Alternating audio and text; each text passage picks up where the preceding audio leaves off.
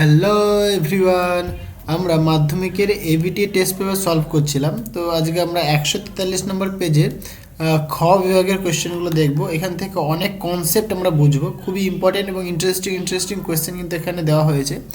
দেখো ফার্স্ট যে কোয়েশ্চেনটা সেটা কি বলছে, বলছে বায়ুমণ্ডলের কোন স্তরকে ক্রমহ্রাসমান উষ্ণতা স্তর বলা হয়।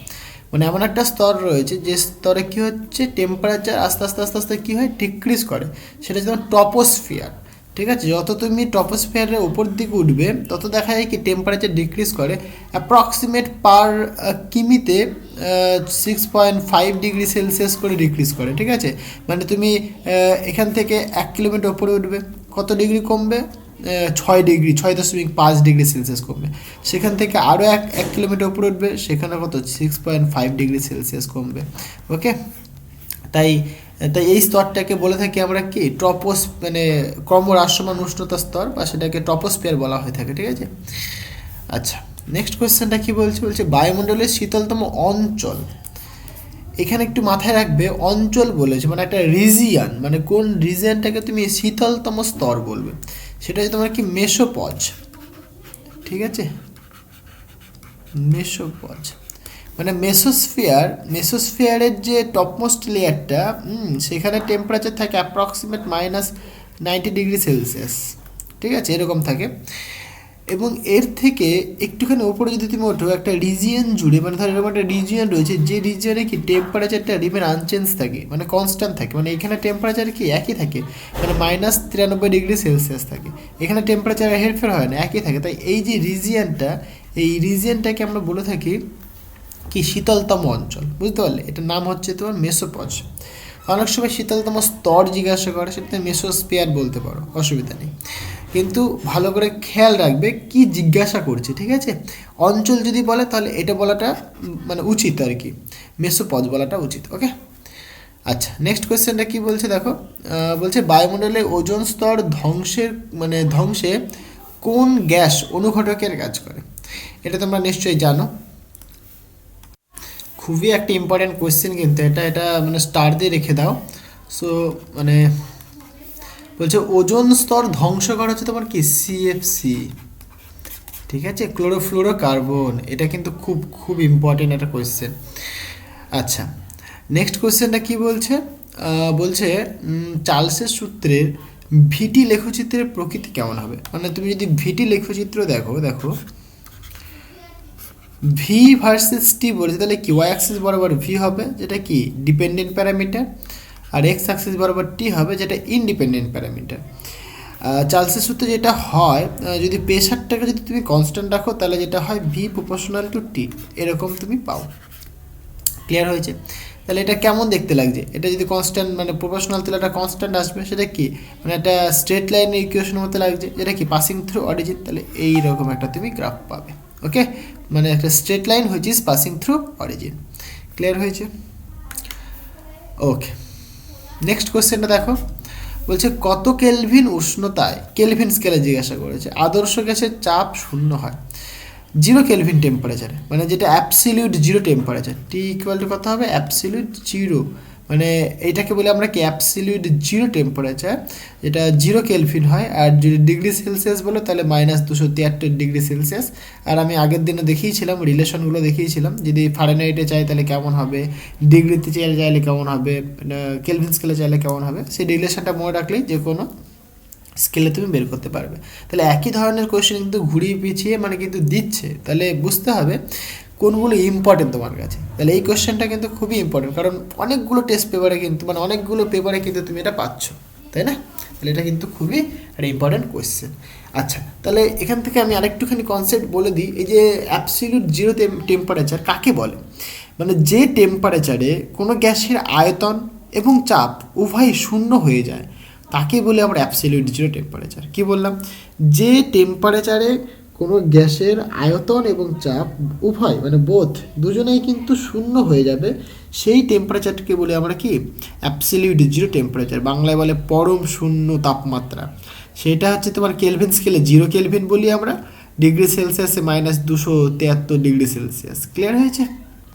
তাহলে এখানে দেখো কোয়েশ্চেনটা তাই বলেছে। বলছে কত কেলভিন উষ্ণতায়, তাহলে 0 কেলভিন উষ্ণতায় আদর্শ গ্যাসের চাপ শূন্য হবে। বুঝতে পারলে? এখানে ভলিউমও বলতে পারতো, একই কথা, কোনো অসুবিধা নেই।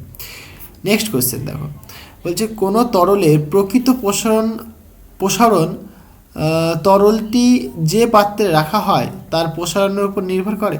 খুব একটা ইম্পর্টেন্ট কোয়েশ্চেন, এখানে ভালো করে বুঝতে হবে। আগে যেটা বুঝতে হবে সেটা কি, প্রকৃত প্রসারণ কাকে বলে আর আপাত প্রসারণ কাকে বলে। তরলের ক্ষেত্রে দু ধরনের প্রসারণ আমরা পেয়ে থাকি, এক হচ্ছে গিয়ে প্রকৃত প্রসারণ আর এক হচ্ছে গিয়ে আপাত প্রসারণ। ক্লিয়ার হয়েছে? কঠিন পদার্থের ক্ষেত্রে যেরকম আমরা কি 3 ধরনের প্রসারণ পাই। যদি তোমাকে বলে কঠিন পদার্থ, তাহলে কঠিন পদার্থের ক্ষেত্রে তুমি 3 ধরনের প্রসারণ পাবে তুমি। এক হচ্ছে তোমার দৈর্ঘ্য প্রসারণ পাবে তুমি, মানে লেন্থ বরাবর দৈর্ঘ্য পাবে। সেকেন্ড তুমি ক্ষেত্রফল পাবে ও আয়তন প্রসারণ পাবে। আয়তন প্রসারণ পাবে, এটা কঠিনের ক্ষেত্রে তুমি পাও। কিন্তু তোমাকে যদি তরল বলা হয়, তরলের ক্ষেত্রে তুমি 2 ধরনের পাবে, এক প্রকৃত ও আপাত প্রসারণ। ক্লিয়ার হয়েছে? এবার একটুখানি বোঝো প্রকৃত প্রসারণ ও আপাত প্রসারণ কাকে বলে।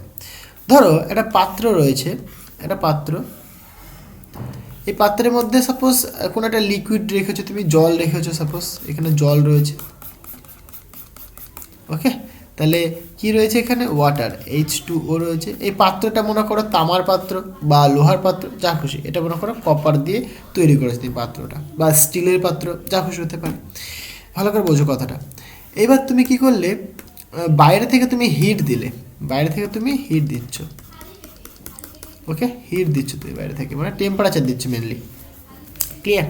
টেম্পারেচার দিলে ঘটনাটা কী হবে দেখো, এই যে লিকুইডটা রয়েছে সেই লিকুইডের মানে মলিকুলসগুলো কি কাইনেটিক এনার্জি বেড়ে যাবে, তাদের কী হবে, প্রসারণ হবে মেনলি। এদের কি হবে, প্রসারণ হবে, মানে লিকুইডগুলোর প্রসারণ হতে শুরু করবে, তাহলে লিকুইডটা প্রসারণ হতে থাকবে। ভালো কথা। এইবার আপাত প্রসারণ বলছে, দেখো ইন জেনারেল কি হয়, এটা তো একটা কঠিন বস্তু, এটা একটা, এই পাত্রটা কঠিন, এটা কপার নিয়েছে, এটা কঠিন। আর পাত্রের মধ্যে যে তুমি লিকুইড মানে জল দিয়েছো সেটা কি, একটা লিকুইড, সেটা, তাই তো?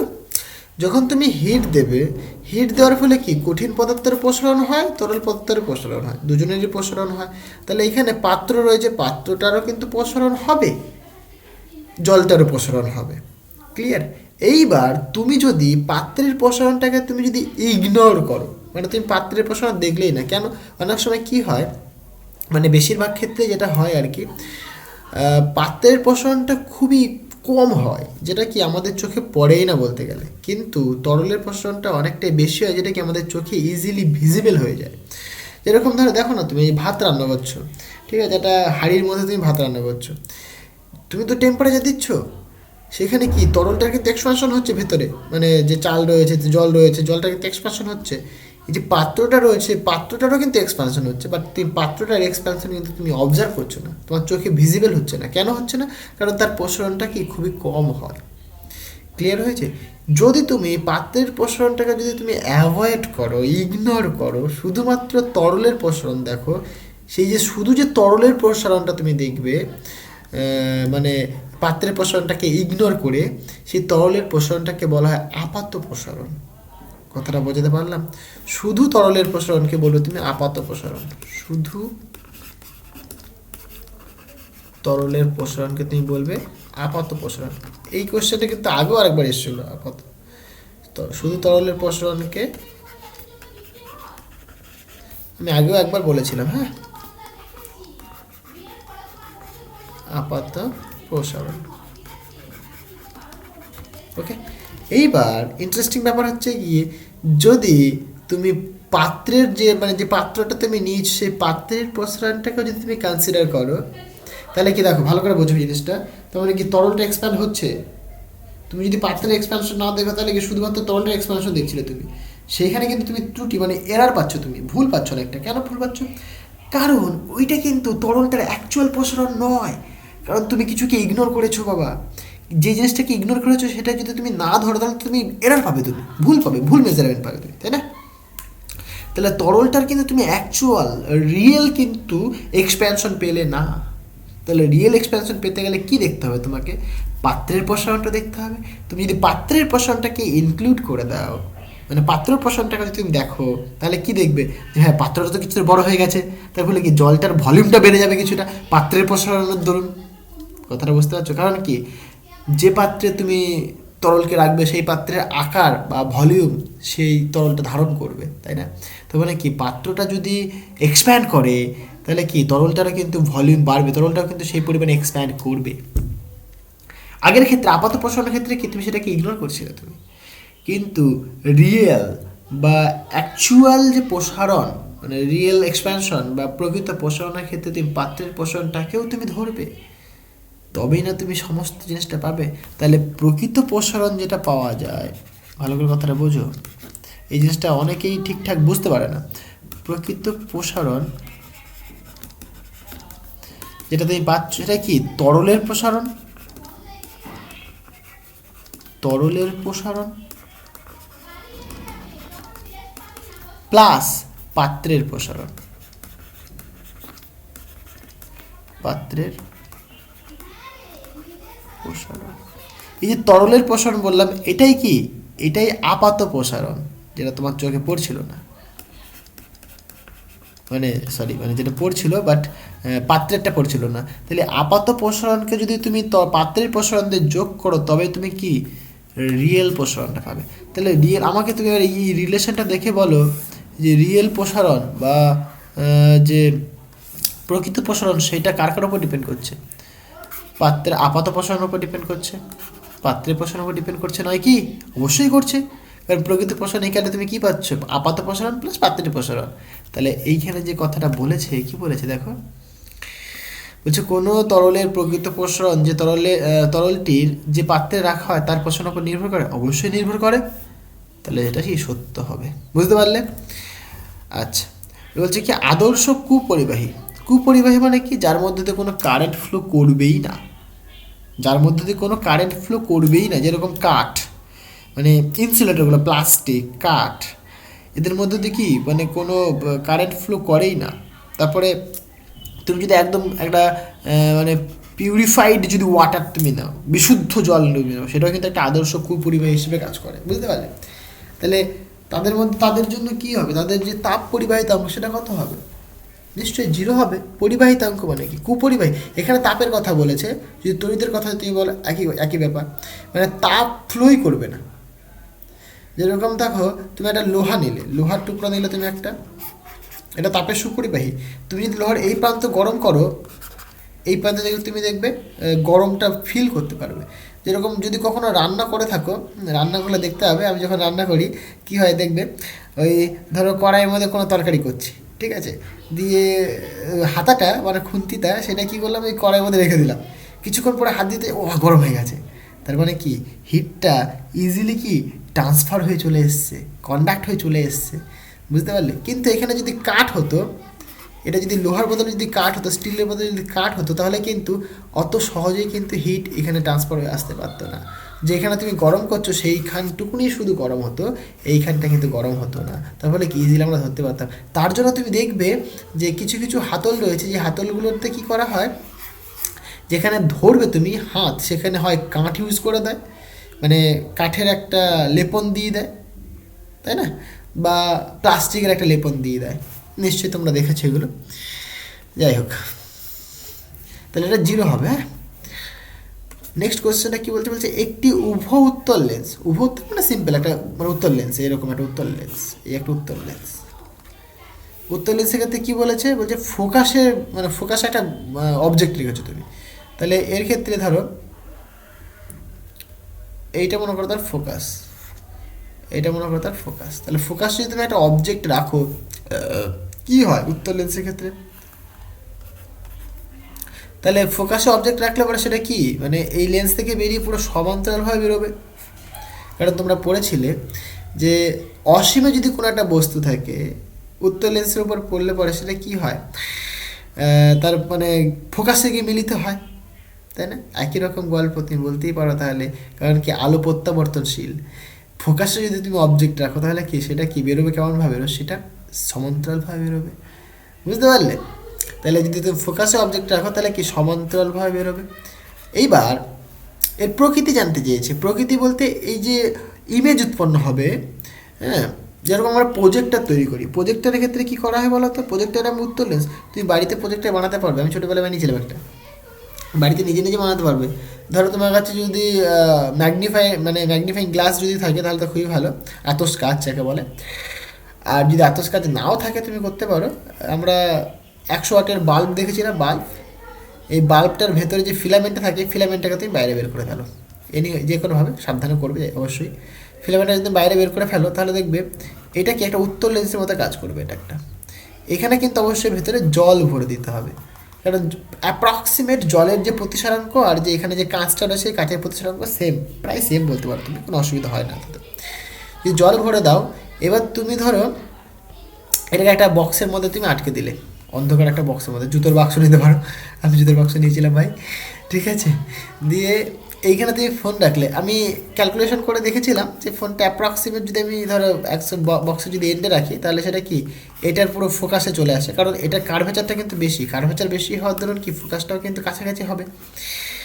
তো যাই হোক, আমি এখানে অবজেক্ট রেখেছিলাম, মানে একটা মোবাইল রেখেছিলাম, মোবাইলে ভিডিও চালিয়ে দিয়েছিলাম, দিয়ে কিন্তু আমি কিছুটা দূরে কিন্তু আমি পেয়েছিলাম, কি বলে, কোথায় চলে গেল, সরি, আমি পর্দা রেখেছিলাম, সেই পর্দায় কিন্তু আমি ইমেজ পেয়েছিলাম, যে ভিডিওটা চালিয়েছিলাম সেই ভিডিওটা দেখতে পেয়েছিলাম। এবং যদি তুমি দেখো ভালো করে ভিডিওটা কিন্তু দেখতে পাবে বড় হবে আকারে, মানে আকারে অনেকটাই বড় হবে, এবং উল্টো হয়, অসৎ প্রতিবিম্ব পাওয়া যায়, মানে অবজেক্ট রাখলে পরে উল্টো হবেই, ঠিক আছে, মানে কি বলে অবশিষ্য, সমশিষ্য না, অবশিষ্য পাওয়া যায় এবং আকারে অনেক বড় হয়। যা বাবা, কোথায় চলে গেছে, কত দূর চলে গেছে, সরি ফর দ্যাট, ঠিক আছে, এইখানে টাচ পড়ে গেছে। তাহলে প্রকৃতি হবে তোমার, দেখো, সৎ প্রতিবিম্ব, সৎ মানে কি পর্দায় ফেলা যায়, যাকে পর্দায় ফেলা যায় তাদেরকে বলে সৎ প্রতিবিম্ব, এবং আকারে অনেক বড় হবে, আকারে অনেক বড় হবে। আর নেক্সট কি বলবো, মানে তিনটে জিনিস বলি আমরা, আকারে অনেক বড়, সৎ প্রতিবিম্ব আর অবশিষ্য, মানে উল্টো, ঠিক আছে, উল্টো। ক্লিয়ার হলো ব্যাপারটা? ওকে। প্রকৃতি বললে এই তিনটে তোমাকে অবশ্যই বলতে হবে, অনেকে শুধুমাত্র বলে দেয় সমান্তরাল হয়ে চলে গেল, ওসব বললে হবে না, ঠিক আছে। ভালো স্যারের হাতে বললে কিন্তু নাম্বার কেটে দেবে, বলে দিলাম আমি। তো প্রকৃতি বলে তার নেচারটা তোমাকে বলতে হবে, তিনটে নেচার তোমাকে বলতেই হবে মেনলি। আকারটা বলবে তুমি, সৎ না অসৎ বলবে, সমশিষ্য না অবশিষ্য বলবে। ক্লিয়ার হয়েছে? নেক্সট কোশ্চেন দেখো, বলছে একটি বস্তুর দৈর্ঘ্য 5 সেন্টিমিটার, বলছে রৈখিক বিবর্ধন যদি 1.5 হয়, প্রতিবিম্বের দৈর্ঘ্য কত হবে? দেখো, রৈখিক বিবর্ধনকে আমরা এম দিয়ে রিপ্রেজেন্ট করি, সেটা কি হয়, image height divided by object height, ঠিক আছে। আরেকটা ফর্মুলা তোমাকে লিখে দিই, ভি বাই ইউ, এই ফর্মুলা, মানে ভি হচ্ছে তোমার image distance, okay, image distance মানে যে লেন্সটা তুমি নিচ্ছ, লেন্সের যে মানে আলোক কেন্দ্র থেকে ইমেজের যে ডিস্টেন্স, আর ইউটা হচ্ছে তোমার কি object distance from the optical centre, okay, মানে আলোক কেন্দ্র, লেন্সের আলোক কেন্দ্র থেকে। আলোক কেন্দ্র কাকে বলে সেই কথাটাও কিন্তু খুব ইম্পর্টেন্ট, ভালো করে পড়ে নেবে, ঠিক আছে। অনেক সময় এই দুটো বলে দেয়, সেখান থেকে বিবর্ধন বের করতে বলে, ওকে। আবার অনেক সময় এমটা বলে দিল, মানে ভি বলে দিল, অবজেক্ট ডিস্টেন্স বা ইমেজ ডিস্টেন্স, যেমন একটা বলে দিল ইমেজ ডিস্টেন্স বল, এখানে যেরকম কি বলেছে তোমাকে, দেখো ইমেজে মানে অবজেক্টের হাইটটাই বলে দিয়েছে, অবজেক্টের দৈর্ঘ্য বলে দিয়েছে, এটা না বলে এরকম বলতে পারতো, অবজেক্টের ডিস্টেন্স বলতে পারতো, মানে অবজেক্টটা অপটিক্যাল সেন্টার থেকে কতখানি ডিস্টেন্সে রয়েছে, তখন ঘাবড়ে যাবে না, একই জিনিস ভাই, তাই জন্য এই ফর্মুলাটা আমি লিখিয়ে দিলাম। ক্লিয়ার হয়েছে? এই ফর্মুলায় পুট করে দাও, হয়ে যাবে। বুঝে বুঝে করো বাবা, অনেক কিছু বোঝার আছে, শুধু মুখস্থ করে গেলে হবে না। M equal to I by O, তোমাকে আই থিঙ্ক আই বের করতে হবে, কারণ আই ইমেজ হাইট, ওকে। তাহলে এম ইন্টু ও, এম মানে ম্যাগনিফিকেশন, এটা কত বলে দিয়েছে, 1.5 বলে দিয়েছে, আর ও বলেছে তোমার ডিস্টেন্সটা মানে দৈর্ঘ্যটা 5 সেন্টিমিটার, তাহলে 5 7.5 হবে, তাহলে এত সেন্টিমিটার, তাহলে ইমেজটা কী হচ্ছে, আকারে বড় হচ্ছে। বুঝতে পারলে? তোমাকে যদি বলে এখান থেকে যে ইমেজ ডিস্টেন্স তুমি পেয়ে গেছো, অবজেক্ট হাইট তুমি পেয়ে গেছো, তোমার মানে তোমাকে যদি বলে যে ইমেজের ডিস্টেন্সটা মানে ইমেজটা কোথায় ফর্ম করেছে অপটিক্যাল সেন্টার থেকে, তাহলে তুমি কি করবে দেখো, এখান থেকে m equal to I by o equal to v by u, I think হয়ে যাবে এখান থেকেই। ধরো একটা ইনফরমেশন লাগবে আমাদের, তাই না? কারণ ভি আর ইউ জানতে গেলে পরে কারণ এখান থেকে I by o equal to v by u তুমি বলতে পারো আই বাই ও, মানে এটা মানে তোমার ধরো 1.5, কোনো অসুবিধা নেই। না, একটা ইনফরমেশান তোমাকে দিতে হবে যে এই অবজেক্টটা কোথায় রয়েছে, হ্যাঁ, অবজেক্টটা কোন ডিস্টেন্স আছে সেটা তোমাকে দিতে হবে, তাহলে তুমি করতে পারবে, ঠিক আছে? তো তাই জন্য ফর্মুলাটা আমি দেখিয়ে দিলাম, ঠিক আছে, অসুবিধা কিছু নেই। নিজে নিজে প্রবলেমও তৈরি করতে হবে, হ্যাঁ, তবেই না তোমাদের স্কিলটা ডেভেলপ হবে। নেক্সট কোয়েশ্চেন কী বলছে দেখো, বলছে একটি আদর্শ ভোল্টমিটারের রোধ কত হওয়া উচিত। ভোল্টমিটার কি সেটা একটু বোঝো, অ্যামমিটার কি সেটা একটু বোঝো। আচ্ছা, নাম্বার আমার খেয়াল নেই। ভোল্টমিটারকে আচ্ছা, ভোল্টমিটার কীভাবে তৈরি করা হয় সেই দিকে আমি যাচ্ছি না, তোমাদের হয়তো সেগুলো নেই, আমি জাস্ট বেসিকটা একটু বুঝিয়ে দিই। ধরো একটা সার্কিট রয়েছে, ঠিক আছে, এখানে একটা ব্যাটারি নিয়েছি আমি, এটা প্লাস মাইনাস, এদিক দিয়ে এটা মনে করো একটা বাল্ব, এটা মানে একটা ফিলামেন্ট বাল্ব রয়েছে, বা তুমি একটা রেজিস্ট্যান্স বলতে পারো, কোনো অসুবিধা কিছু নেই, এটা লোড রেজিস্ট্যান্স। ওকে, তাহলে এটা ভোল্টেজ দিচ্ছ তুমি, এদিক দিয়ে কিছু পরিমাণ কারেন্ট ফ্লো করবে। ওকে, এই রেজিস্ট্যান্সের থ্রু দিয়ে মানে এই রেজিস্ট্যান্সের মধ্য দিয়ে আই পরিমাণ কারেন্ট পাস করবে। ওকে, এবার তুমি চাইলে যে এর অ্যাক্রসে কতখানি ভোল্টেজ ড্রপ পড়ছে, মানে এর অ্যাক্রসে কতখানি ভোল্টেজ ড্রপ পড়ছে এটা তুমি মেজার করবে। তোমার কাছে যদি যন্ত্র থাকে তাহলে তুমি ইজিলি মেজার করতে পারবে। দেখো, যেহেতু তুমি ভোল্টেজ মেজার করবে, ভোল্টেজ মেজারিং যে মানে মেজারমেন্টের যে যন্ত্র ইকুইপমেন্ট, সেটা কি বলি আমরা, তোমার ভোল্ট মিটার। কারণ নামের সাথেই বুঝতে পারছো ভোল্ট মিটার। এই যে ভোল্ট মিটার, এই ভোল্ট থেকে তুমি বুঝতে পারছো কি এরা কি মেজার করে, ভোল্টেজ মেজার করে। ভোল্ট মিটার থেকে তুমি বুঝতে পারছো কি মেজার করে, ভোল্টেজ মেজার করে। ওকে, ক্লিয়ার হয়েছে? আবার আমরা বলি অ্যাম মিটার, একটুখানি বলে দিই। অ্যাম মিটার মানে অ্যাম্পিয়ার থেকে বলছি আমরা। মিটার মানে মেজারমেন্টের কোনো একটা যন্ত্র, বুঝতে পারছো তো? মিটার মানে কিছু মেজার করবে, মেজারমেন্ট। আর অ্যাম কথাটা আসছে অ্যাম্পিয়ার থেকে। অ্যাম্পিয়ার কার ইউনিট আমরা জানি, কারেন্টের ইউনিট। যেরকম ভোল্টেজ মানে ভোল্ট কার ইউনিট, ভোল্টেজের ইউনিট। অ্যাম্পিয়ার কার ইউনিট, কারেন্টের ইউনিট। সুতরাং অ্যামমিটার দিয়ে আমরা কারেন্ট মেজারমেন্ট করব। ক্লিয়ার হয়েছে? এবার বোঝো ভালো করে। তুমি এখান থেকে ম্যাথমেটিক্যালি ক্যালকুলেশন করে এর অ্যাক্রসে ভোল্টেজ ড্রপ বের করতে পারবে, ঠিক আছে, বুঝলাম। আমি ধরলে আমি অঙ্কে খুব কাঁচা ভাই, আমি একটা যন্ত্র তৈরি করে নিয়েছি, যন্ত্রটার নাম কি, ভোল্টমিটার। তাহলে ভোল্টমিটার দিয়ে আমি ভোল্টেজটা মেজার করব, তাহলে এইখানে তুমি একটা ভোল্টমিটার লাগিয়ে দিলে। এইবার প্রশ্ন হচ্ছে কি, ভোল্টমিটারটাকে আমি এই প্যারালাল কেন লাগালাম, সিরিজে কেন লাগালাম না? সিরিজে লাগালে তুমি ভোল্টেজ পাবে না। কেন পাবে না? ভোল্টমিটার কি করে, দুই প্রান্তে মানে কোনো একটা রেজিস্ট্যান্স বা কোনো একটা লোডের দুই প্রান্তের কি ভোল্টেজ মেজার করে। মানে এই পয়েন্টের ভোল্টেজ দেখবে, এই পয়েন্টের ভোল্টেজ দেখবে, দিয়ে ডিফারেন্সটা দিয়ে দেবে। এটাই হচ্ছে তোমার কি ভোল্টমিটারের কাজ। ওকে, মানে ভোল্টেজটাকে মেজারমেন্ট করে দেবে এক ক্রসে। তাই আমরা এটা কি প্যারালালে কানেক্ট করলাম আমরা। এইবার প্যারালালে কানেক্ট করার দরুন কী হলো দেখো, এই যে কারেন্টটা যাচ্ছে, এদিক দিয়ে আই কারেন্ট আসছে, বুঝলাম। কারণ আমরা কি জানি, এখানে যেহেতু একটা জাংশন তৈরি হয়ে গেছে, তাহলে এদিক দিয়ে কিছু পরিমাণ কারেন্ট যাওয়ার কথা, আর এদিক দিয়ে কিছু পরিমাণ কারেন্ট যাওয়ার কথা। ইন্টারেস্টিং ব্যাপার হচ্ছে কি দেখো, যদি এদিক দিয়ে কিছু পরিমাণ কারেন্ট পাস করে, তাহলে কি এদিক দিয়ে কিছুটা কম কারেন্ট পাস করবে। কারণ আমরা কেসিএল মানে কিরচফ কারেন্ট ল জানি যে কারেন্টটা কি ডিভাইডেড হয়ে যাবে। এদিকে যদি ধরো 5 অ্যাম্পিয়ার কারেন্ট আসে, তাহলে ডিভাইডেড সাপোজ এদিকে গেল 3 অ্যাম্পিয়ার, এদিকে আসলে মনে করো 2 অ্যাম্পিয়ার, তাহলে এদের যোগ করলে পরে এটা পাবো আমরা। এটা সিম্পল ম্যাথামেটিক্স। তাহলে এদিক দিয়ে যদি কিছু পরিমাণ কারেন্ট যায়, তাহলে তো কিছুটা কারেন্ট এর মধ্যে দিয়ে কম হয়ে গেল, তাই না? সেটা তো হলে চলবে না।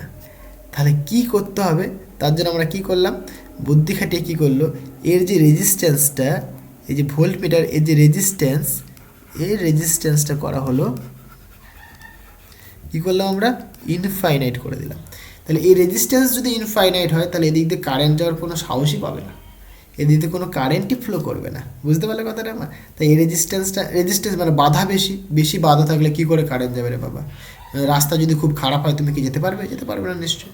তাই এই রেজিস্ট্যান্সটা প্রচুর হাই করে দেওয়া হলো, যার ধরুন কি এর মধ্যে দিয়ে কোনো কারেন্ট পাস করতে পারলো না। তাহলে যা কারেন্ট এর মধ্যে দিয়ে যাবে, মানে আই কারেন্ট এই রেজিস্ট্যান্সের থ্রু দিয়ে পাস করবে। ফাইন, বুঝতে পারলাম।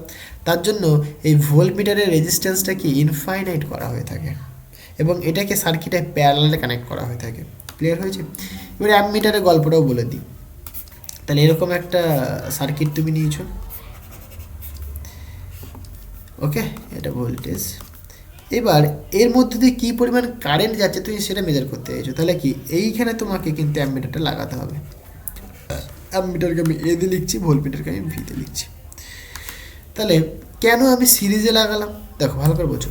তাহলে এইখান থেকে কারেন্ট পাস করছে মনে করো আই পরিমাণ, তাহলে এই রেজিস্ট্যান্সের থ্রু দিয়ে আই পরিমাণ কারেন্ট পাস করছে। আমাকে দেখতে হবে কি পরিমাণ কারেন্ট এই রেজিস্ট্যান্সের মধ্যে দিয়ে পাস করে গেল। তাহলে আমি যদি অ্যামমিটার যদি সিরিজে লাগাই তবে তো বুঝতে পারবো যে তার মধ্য দিয়ে কী পরিমাণ কারেন্ট এসছে।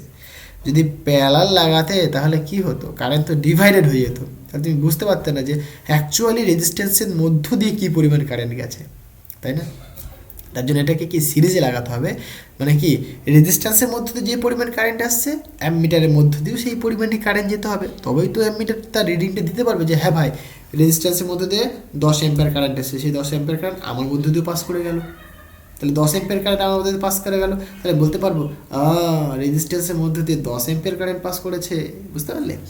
তার জন্য এটাকে সিরিজে লাগানো হয়। এইবার এই রেজিস্ট্যান্সটা কী করা হয়ে থাকে, এই রেজিস্ট্যান্সটা দেখো ভালো করে দেখো, নিজে একটুখানি ভাবো। রেজিস্ট্যান্সটা অ্যাপ্রক্সিমেট আইডিয়াল অ্যামমিটারের ক্ষেত্রে কি রেজিস্ট্যান্সটা 0 করা হয়ে থাকে, কারণ এই রেজিস্ট্যান্স যদি বেশি থাকে, রেজিস্ট্যান্স বেশি হলে কী হতো, কারেন্ট কিছুটা কমে যেত না, কারণ v is equal to I R. Resistance যদি বেশি হতো তাহলে কি কারেন্টের মান কিছুটা কমে যেত। বুঝতে পারলে কথাটা আমার? কারণ কি I is equal to v by R, current resistance বাড়লে পরে কারেন্টটা কমে যেত।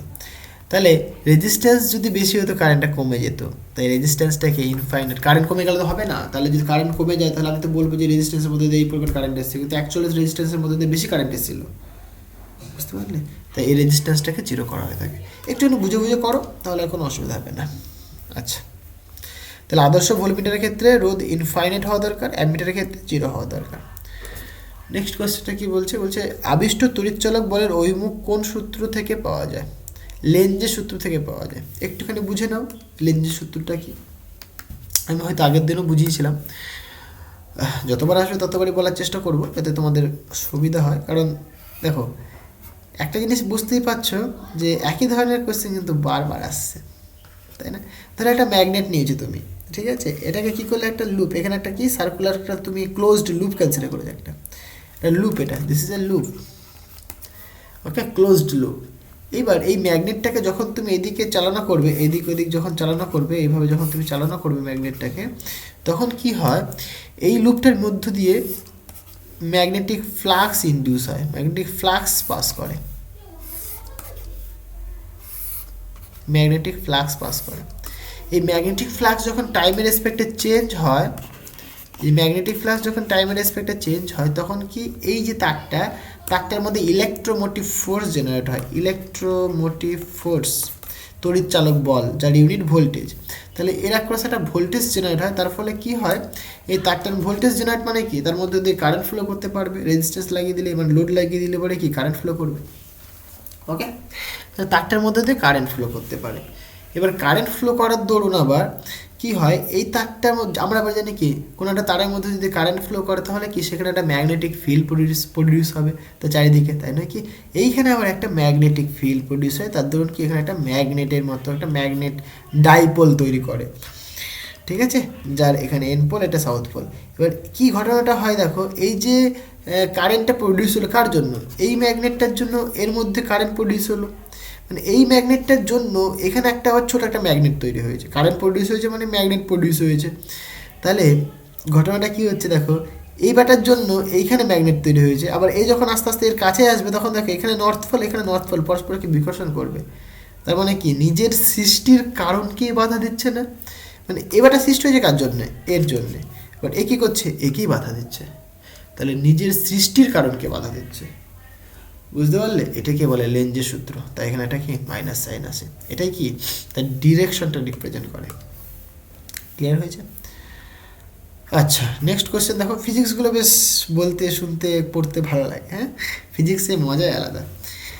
আচ্ছা, এখানে কি বলছে, কোন তেজস্ক্রিয় রশ্মির নির্গমন পরমাণুর ক্রমাঙ্ক অপরিবর্তিত, পরমাণুর ক্রমাঙ্ক বা পারমাণবিক সংখ্যা বা অ্যাটমিক নাম্বার, মানে প্রোটন সংখ্যা, ঠিক আছে, মানে পারমাণবিক সংখ্যা মানে তুমি বুঝতেই পারছো অ্যাটমিক নাম্বার।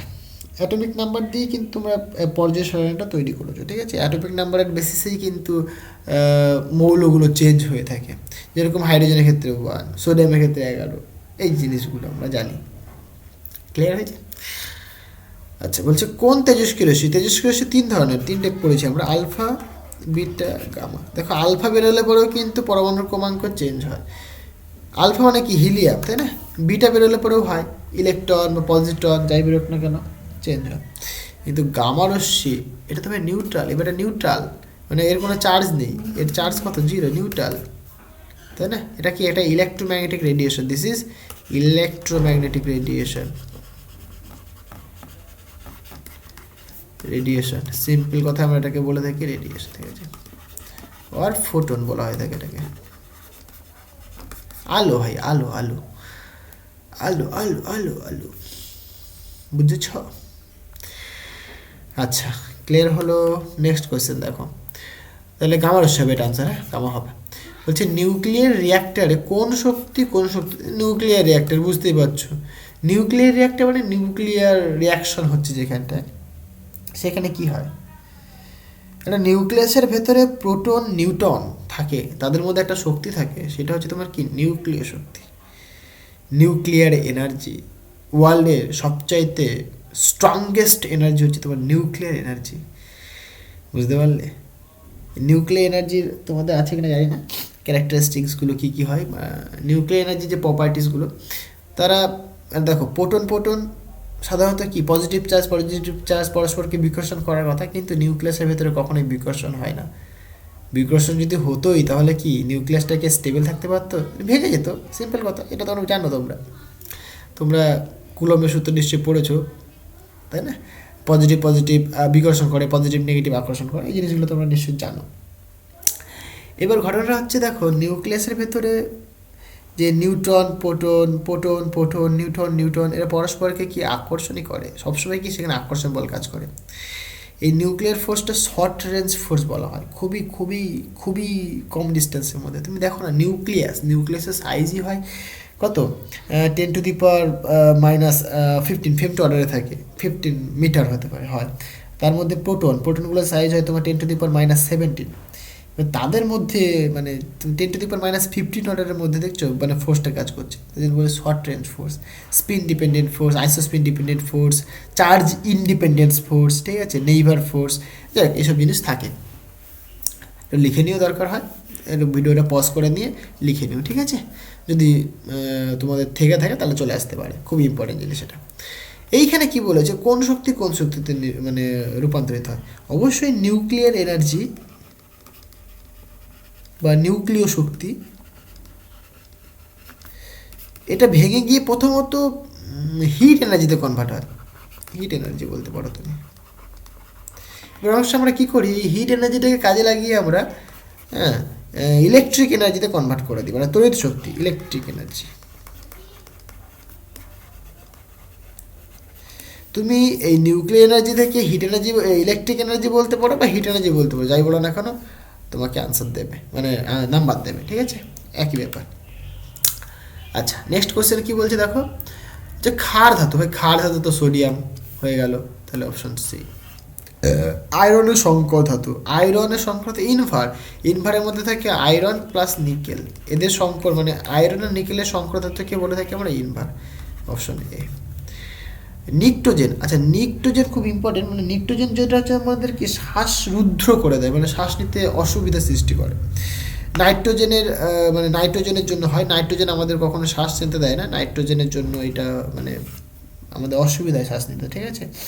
যদি নাইট্রোজেন দিতে আমাদের শ্বাস নিতে অসুবিধা হয়, সেটাকে বলতে কি আমরা নিক্টোজেন। 15 শ্রেণীতে থাকে বোধহয় এরা, তাই না? দেখুন একবার, তো খুবই ইম্পর্টেন্ট কোয়েশ্চেনটা কিন্তু।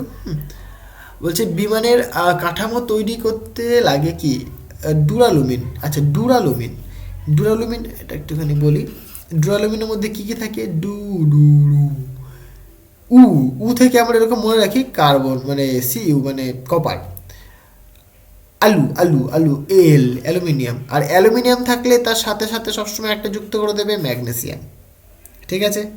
অ্যালুমিনিয়াম ম্যাগনেসিয়াম, অ্যালুমিনিয়াম ম্যাগনেসিয়াম একসাথে হবে, প্লাস মিন এমএন। তাহলে এইগুলো মিলিয়ে তৈরি হচ্ছে তোমার কি ডুরালুমিন। তাহলে এইগুলো দিয়ে আমরা বিমানের কাঠামো তৈরি করে থাকি, বুঝতে পারলে? বিমান যেটা ফু উড়ে যাচ্ছে। নেক্সট কোয়েশ্চেনটা কি বলছে? একটি ধাতব মৌল এম একটি আয়নীয় যৌগ, কি বলছে? MCl3। এটা যদি আমরা ভাঙি কি হয় বলো তো? এটাকে ভাঙলে পরে দেখো আমরা যদি আয়নে ভাঙি তাহলে M3+ হবে, Cl- হবে। মানে এইখানে যেটা থাকে সেটা কি এম এর মধ্যে +3 প্লাস আকারে আসে, আর Cl এর মধ্যে কি মাইনাস আকারে আসে।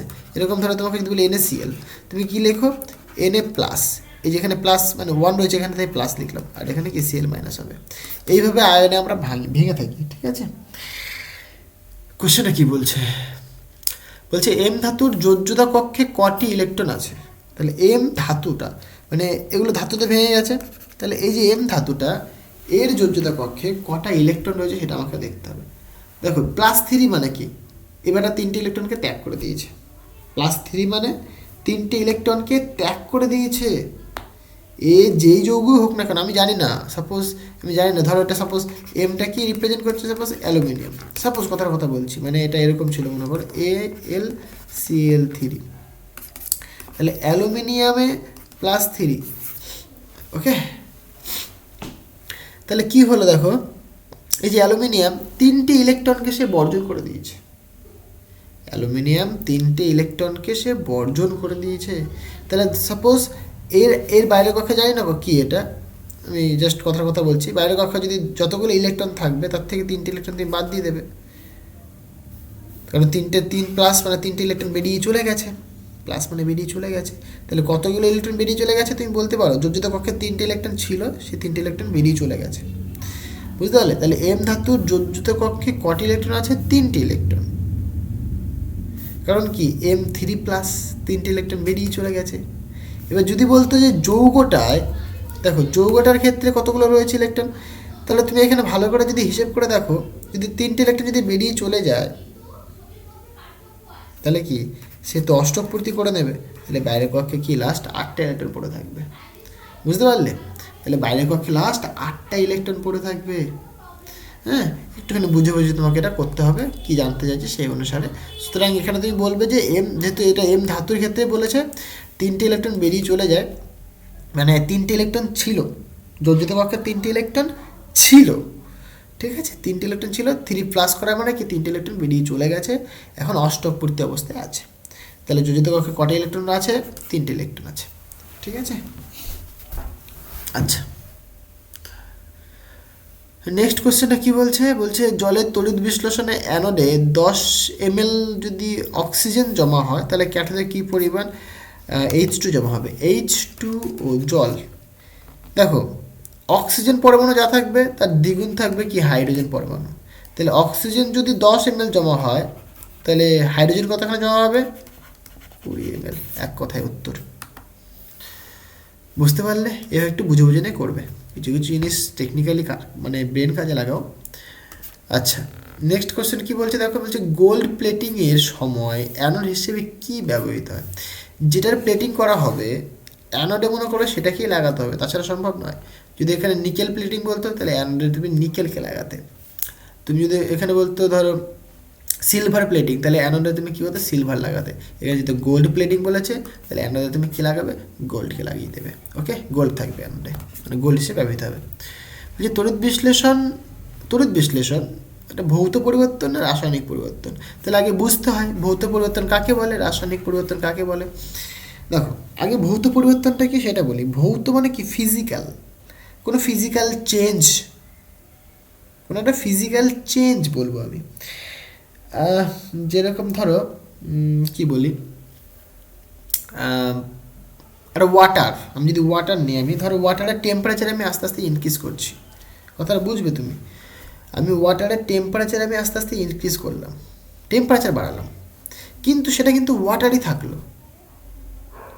আমি সেটাকে এখনো পর্যন্ত 100 ডিগ্রিতে নিয়ে যাইনি, যেটা করলে সে ভেপার হয়ে যাবে, যেটা করলে সে ভেপার হয়ে যাবে।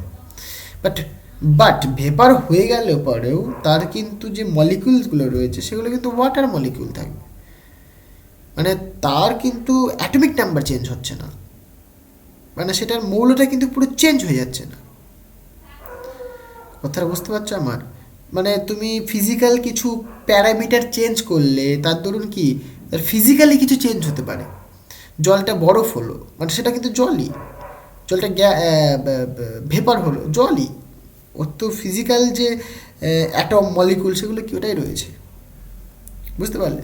তাহলে টেম্পারেচার চেঞ্জ করতে পারো, এটা কি, এটা করার দরুন তোমার কি ফিজিক্যালি চেঞ্জ হচ্ছে তার, কিন্তু কেমিক্যাল কোনো চেঞ্জ হচ্ছে না। কেমিক্যাল চেঞ্জ বলতে কি বুঝবো আমরা, ধরো একটা এক্সাম্পল দিয়ে বোঝাই আমি,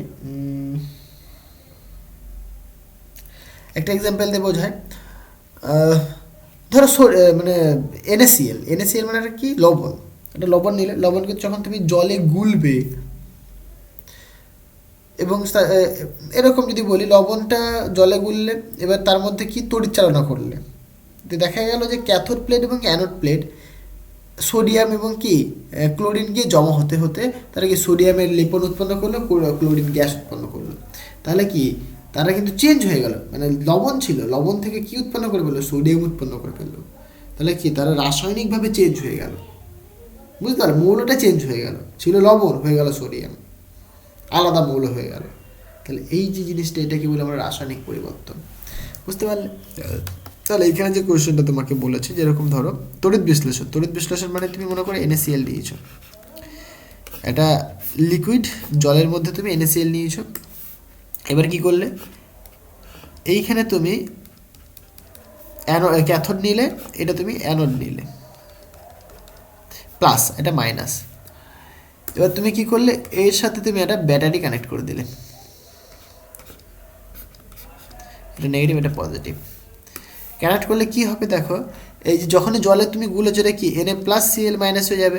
এবার এই যে নেগেটিভ যে প্লেটটা তড়িৎদ্বার, তার মধ্যে কি Na+টা আসবে, তাহলে Na+ এসে জমা হবে এর মধ্যে, Na+ এসে জমা হচ্ছে এর মধ্যে, Na+ আসছে। এবার যেহেতু এখানে ইলেকট্রন রয়েছে, তাহলে কি একটা ইলেকট্রন সে গ্রহণ করে কি সোডিয়াম উৎপন্ন করে নেবে, তাহলে এখানে কি সোডিয়াম জমা হচ্ছে। এই Cl- আবার কি করছে, এইখানে চলে আসবে এদিকে, কারণ এদিকে পজিটিভ চার্জ, এই নেগেটিভ চার্জ, তাহলে পজিটিভ চার্জের দিকে চলে আসবে। এবং যেহেতু Cl- রয়েছে এখানে পজিটিভ চার্জ, এ কী করবে, একটা ইলেকট্রনকে ত্যাগ করে দেবে, ত্যাগ করে ক্লোরিন উৎপন্ন করবে। একটা ক্লোরিন আরেকটা ক্লোরিনের সঙ্গে যুক্ত হয়ে Cl2 গ্যাস উৎপন্ন করে দেবে। তাহলে এখানে কি Cl2 গ্যাস উৎপন্ন করছে এখানটায়। তাহলে দেখো, ছিল NaCl, লবণ ছিল, সেটা কি সোডিয়াম উৎপন্ন হয়ে গেছে, ক্লোরিন গ্যাস উৎপন্ন হয়ে গেছে। তাহলে কি রাসায়নিকভাবে চেঞ্জ হয়ে গেল। তাহলে তড়িৎ বিশ্লেষণের জন্য কি হয়, রাসায়নিক পরিবর্তন হয়। কথাটা ক্লিয়ার হয়েছে? আচ্ছা, নেক্সট কোশ্চেন দেখো, বলছে হাইড্রোক্লোরিক অ্যাসিডে সিক্ত কাচদণ্ড কোন গ্যাসের সংস্পর্শে সাদা ধোঁয়ার সৃষ্টি করে? এই কোশ্চেনটা মারাত্মক ইম্পর্টেন্ট, কতবার লিখলাম তাই না, অনেকবার এসছে। কি বলছে, এটা HCl এর সাথে কার NH3 অ্যামোনিয়া রিয়াকশন করালে পরে কি উৎপন্ন হয়, NH4Cl অ্যামোনিয়াম ক্লোরাইড উৎপন্ন করে। এটা কেমন দেখতে হয়, ওই ডাস্টার ঝাড়লে যেরকম সাদা ধোঁয়া উৎপন্ন হয়, মানে টাইনি পার্টিকেলসের যে ধোঁয়াগুলো উৎপন্ন হয়, সেরকম সাদা ধোঁয়া তুমি দেখতে পাবে। ক্লিয়ার হয়েছে? আচ্ছা, ইউরিয়া প্রস্তুতির প্রারম্ভিক দ্রব্যগুলি কী কী?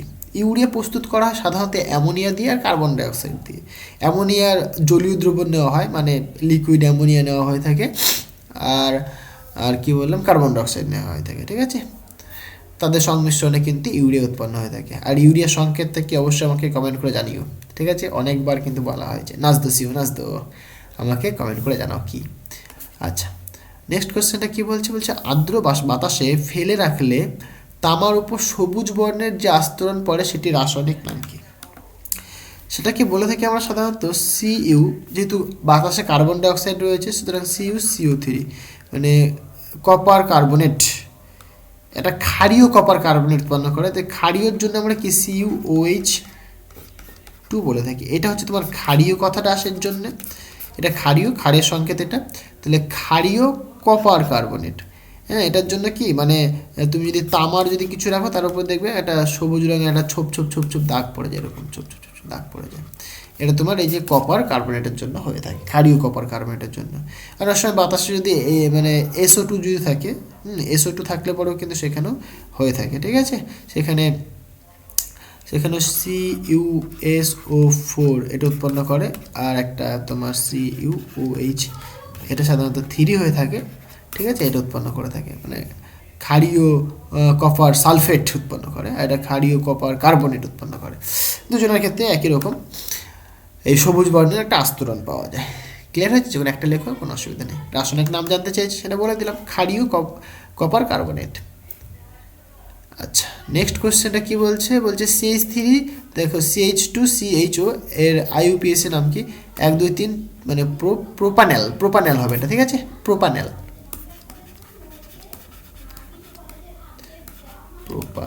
হবে, সরি ক্লিয়ার হয়েছে?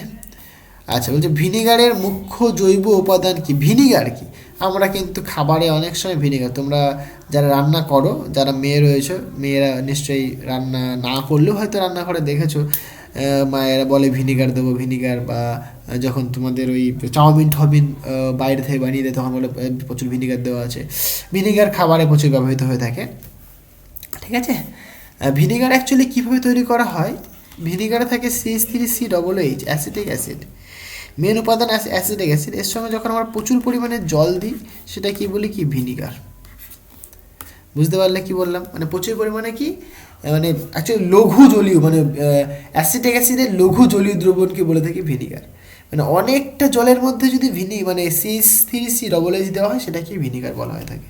তাহলে ভিনিগারের মুখ্য যে জৈব উপাদান সেটা হচ্ছে তোমার CH3COOH, ওকে, যেখানে কি জলের পরিমাণটা বেশি থাকে, তাই জন্য আমরা বলে থাকি কি কি বললাম বেশ, খুবই লঘু কথাটা মানে কি খুব কম, লঘু জলীয় দ্রবণ, মানে ভিনিগার হচ্ছে তোমার কি CH3COOH মানে অ্যাসিটিক অ্যাসিডের লঘু জলীয় দ্রবণ, বুঝতে পারলে? আচ্ছা, PVC পলিভিনাইল ক্লোরাইড এর মনোমার কি। আগের দিনের কোশ্চেনেই পড়লাম ভিনাইল ক্লোরাইড, আগের দিন নয় বোধহয়, মানে এই MCQতে দিয়েছিল, MCQতেই বোধহয় তোমাদের দিয়েছিল, কি একটা কোশ্চেন দিয়েছিল দেখো, যাই হোক যেখানে দিক না কেন, একটা কোশ্চেন দেওয়া ছিল যে ভিনাইল ক্লোরাইডের পলিমার কি। PVC, polyvinyl chloride. যখনই পলিমার জিজ্ঞাসা করবে পলি যুক্ত করে দেবে, বুঝতে পারলে? আর এখানে পলিভিনাইল ক্লোরাইড মানে পলিমারটা বলে দিয়েছে, তাহলে মনোমার কী হবে, মনোমার মানে কি পলিটাকে বাদ দিয়ে দাও, তাহলে ভিনাইল ক্লোরাইড হবে। এটা কী হবে, ভিনাইল ক্লোরাইড। বুঝতে পেরেছো বাবা, ক্লোরাইড এইটুকুনি মধ্যে দেখা যাচ্ছে না, না যাই হোক বুঝতে পেরেছো নিশ্চয়ই, ভিনাইল ক্লোরাইড। ক্লিয়ার হয়েছে? এইভাবে তোমাকে বুঝে বুঝে সমস্ত জিনিস করতে হবে, হ্যাঁ। প্রত্যেকটা জিনিস যদি তুমি বুঝতে পারো তাহলে তোমাদের কোনো অসুবিধা হবে না। আর এই জিনিসগুলো ভালো করে করো তাহলে মোটামুটি তোমার বইটা কমপ্লিট হয়ে যাবে, বুঝতে পারলে? আর যারা একদম মনে করছে যে ভালো করে পড়াশোনা করা হয়নি ঠিক করে, কী করবো, টেস্ট পেপারগুলো করো ভাই, আর ভিডিওগুলো ভালো করে মনোযোগ সহকারে দেখো, আর যা যা বলছি সেগুলোকে লিখে নাও, বারবার প্র্যাকটিস করো, ঠিক আছে? দেখবে 5 নম্বর ওটাও অনেক ভালো নম্বর পেয়ে যাবে, তো আজকে এই পর্যন্তই থাক, দেখা হবে নেক্সট ভিডিওতে। আর তোমাদের যদি ভিডিওটা ভালো লাগে তবে একটা লাইক করে দিও, আর তোমার বন্ধুদের সাথে শেয়ার করো, অনেক বেশি করে শেয়ার করো, আর চ্যানেলে নতুন হয়ে থাকলে পরে সাবস্ক্রাইব করে দিও। তো দেখা হচ্ছে নেক্সট ভিডিওতে, সো থ্যাংক ইউ।